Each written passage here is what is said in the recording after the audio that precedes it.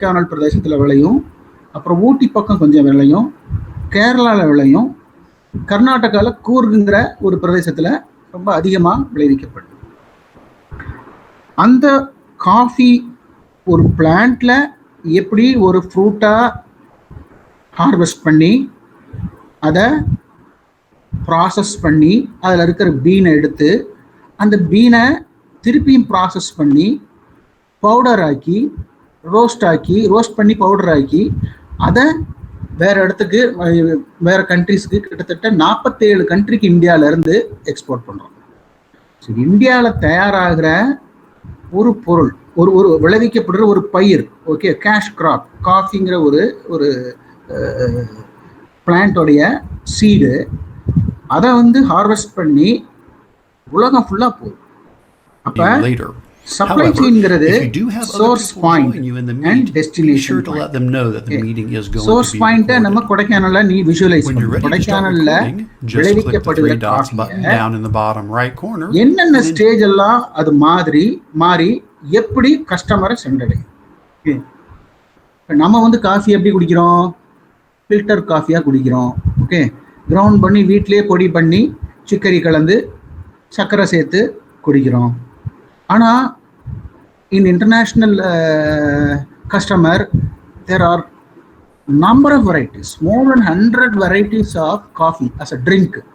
Okay, so instant coffee, espresso for example, okay, cold coffee, Russian coffee, பல பிரிவுகள்.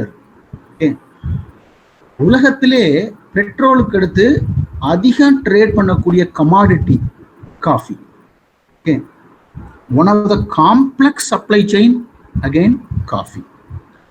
ஏன் அப்படின்னா நம்ம காஃபிங்கிற ஒரு ப்ராடக்டை செடியில் பார்க்குறோம், அதை கிராப் ஹார்வெஸ்ட் பண்ணி it is packaged, it is transfer to coffee curing works, அங்கே it gets processed and then graded according to the quality.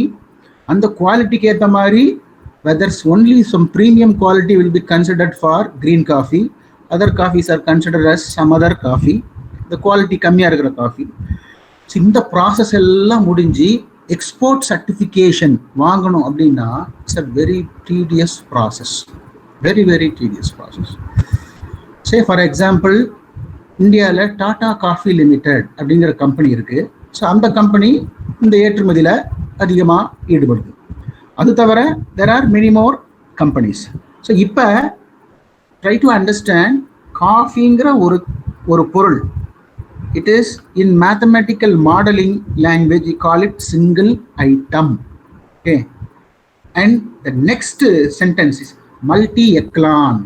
Multi எக்லான்னா ஆரம்பிக்கிற இடம் ஒன்று சோர்ஸ் பாயிண்ட்டு, அதை வாங்குற பையர்ஸ் நிறைய பேர் வாங்குவாங்க. ஸோ ஃபர்ஸ்ட் ஸ்டேஜ் பையர்ஸ் அதை சிம்பிளி வாங்கி அதை ப்ராசஸ் பண்ணி இன்னொரு ப்ராசஸருக்கு கொடுக்குறாங்க.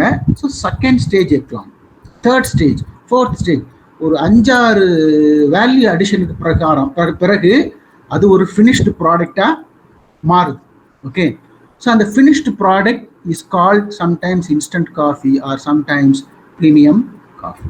ஸோ இது ஒரு இடத்துல ஆரம்பிச்சு இந்தியன் காஃபி இந்தியாவில் ஆரம்பிச்சு 41 செயினா மாறுது. யுஎஸ்க்கு போற செயின் அது ஒரு சப்ளை செயின்.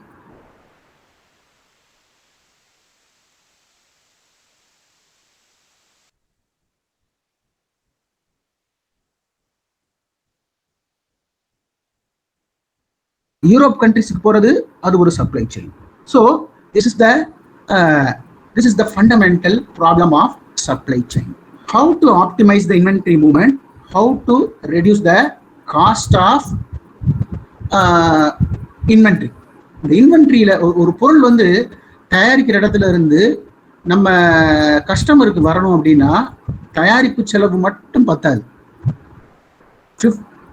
30 to 40% டிரான்ஸ்போர்ட்டேஷன்ல தான் போகும். ஓகே, ஸோ அந்த டிரான்ஸ்போர்ட்டும் இந்த சப்ளை செயினும் டைரக்ட்லி ப்ரொபோர்ஷனல். ஏன்னா இதுக்கு இந்த சப்ளை செயின்ல ரிலேட்டட் ஃபீல்டு லாஜிஸ்டிக்ஸ். இந்த லாஜிஸ்டிக்ஸ் தான் டிரான்ஸ்போர்ட் சர்வீஸ்னு நம்ம சொல்றோம். So data at the source point, data during the transition, data during the storage. இது ஒவ்வொரு இந்த பொருள் வந்து காஃபிங்கிற பொருள் வந்து ஒரு பெரிய குடோன்ல, ஏன்னா டன் கணக்கில் எக்ஸ்போர்ட் ஆகுது இல்லையா.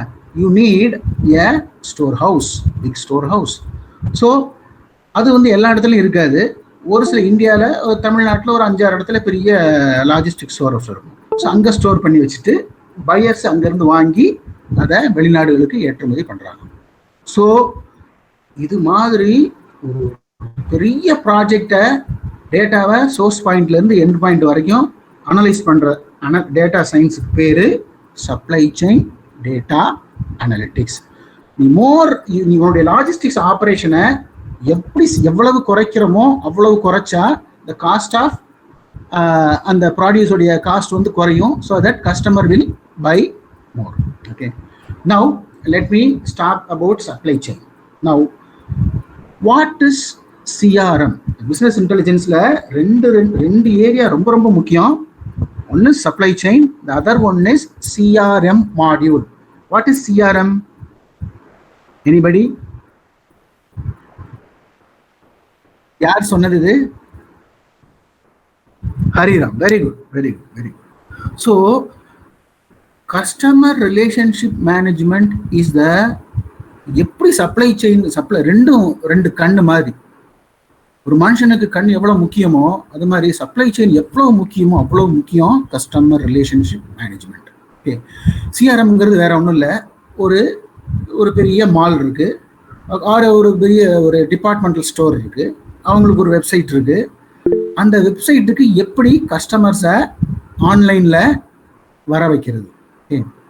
அதுக்கு there are 2 ways of strategies. The first strategy is called push strategies. The next strategy is called pull strategy. Push strategy அப்படிங்கிறது sending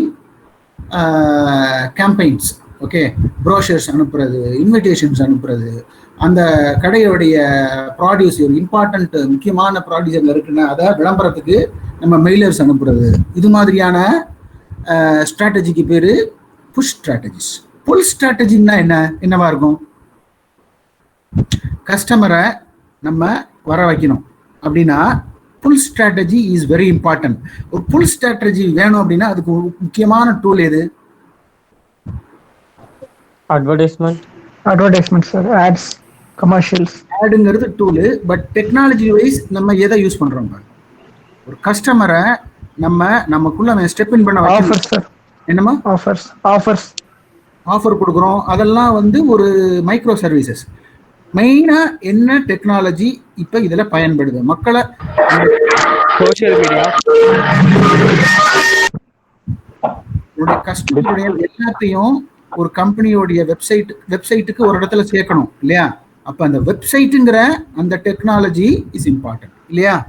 am I right or wrong? Yes sir. So full ஸ்ட்ராட்டஜிங்கிறது வந்து உன்னுடைய வெப்சைட்டை hit out. நிறைய பேர் website வச்சிருப்பாங்க இல்லையா, சும்மா பேருக்கு இருக்கும் இல்லையா. there are 2 types of website. One is static web page, another one is dynamic website. Okay, so நம்ம வெப்சைட் டைனமிக்காவும் இருக்கணும். at the same time it should be a multi-model website. That means it should work in a லேப்டாப்லேயும் work பண்ணணும், அது வந்து டேப்லெட்லேயும் open ஆகணும், அது வந்து மொபைல்லையும் இருக்கணும் இல்லையா? அப்போ நீ வந்து இல்லை சார் இது வந்து இந்த டெக்னாலஜி யூஸ் பண்ணியிருக்கேன், இது வந்து வெப்சைட்டில் டெஸ்க்டாப்பில் மட்டும்தான் ஓப்பன் ஆகும், மொபைலில் பார்க்க முடியாது அப்படிலாம் சொல்ல முடியாது இல்லையா? So how to pull the customers according to the device they are using. ஒவ்வொருத்தனும் ஒரு டிவைஸ் வச்சிருப்பான் இல்லை, ஒருத்தன் விண்டோஸில் பரிச்சயமாக இருக்கும், ஒருத்தன் வந்து ஆப்பிள் வச்சிருப்பான். இல்லை என் சாஃப்ட்வேர் வந்து விண்டோஸ் பேக்கேஜில் தான் ஒர்க் ஆகும், ஆப்பிளில் ஒர்க் ஆகும். Can you tell that? It's not possible, right? So push strategy, pull strategy, right? Now I am going to give a definition for, I'm presenting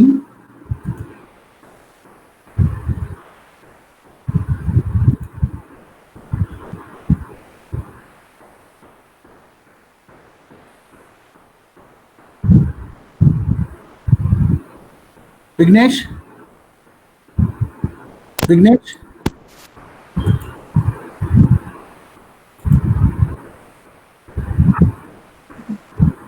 Are you seeing the screen? Sir?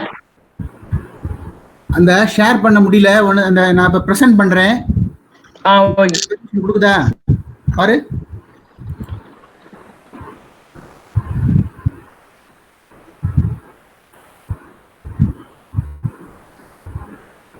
Hello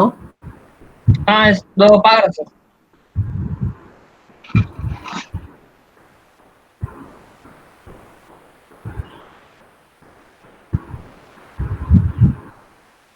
என்னுடைய screen தெரியுதாப்பா? உங்க screen தெரியுது sir. இல்ல அந்த business intelligence தெரியுதானே syllabus? இல்ல sir, நீங்க present பண்றது தெரியல sir. இல்லைங்களே. இல்ல அதான் என்னுடைய இங்க வந்து கொஞ்சம் ப்ராப்ளமா இருக்கு, அதனால அவனை கிரியேட் பண்ண சொல்லியிருந்தேன் விக்னேஷை. விக்னேஷ் கொஞ்சம் என்னதான் அலோவ் பண்ணு, நான் பிரசன்ட் பண்றேன்.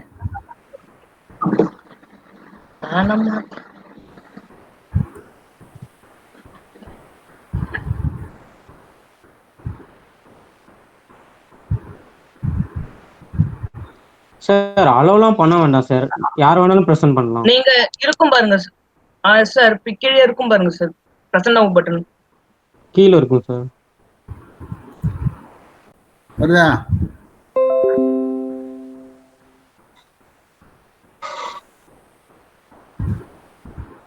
ஹைலைட் ஆக மாட்டேங்குதுடா.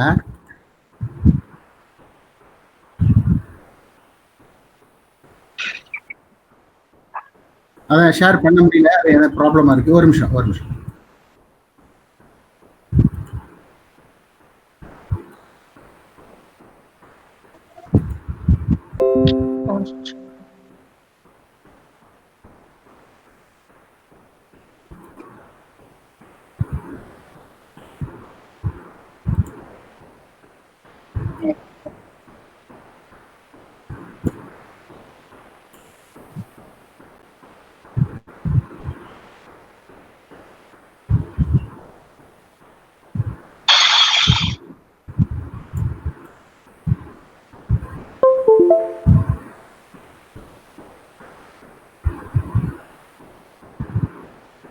விக்கி, நீ பிரசன்ட் பண்ணாத.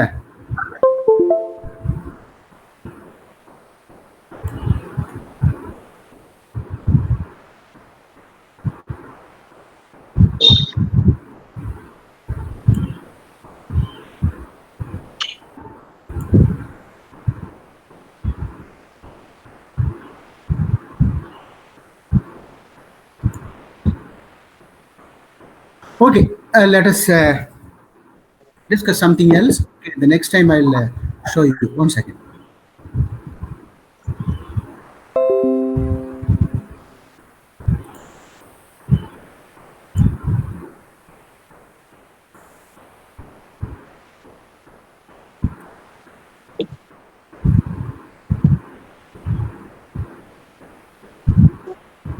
Can you hear me? Yes sir. Okay. Now, I'll send the syllabus. This course is divided into 5 modules. The first module is Introduction to Business Intelligence. Okay.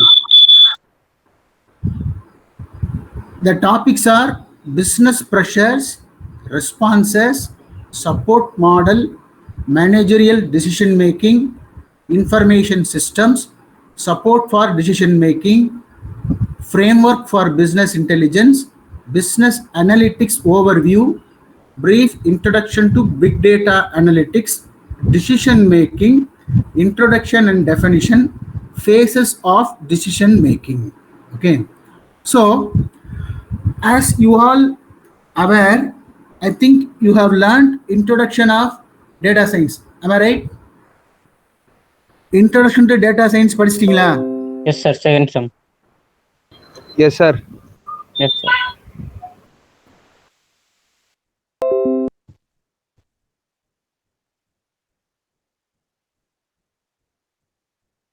So, for this data warehouse, for a particular business enterprise, if there is a data, it should be extracted If it is to be extracted, you need tools, because big data analytics involves structured data as well as unstructured data. Can anybody tell the difference between structured data and unstructured data?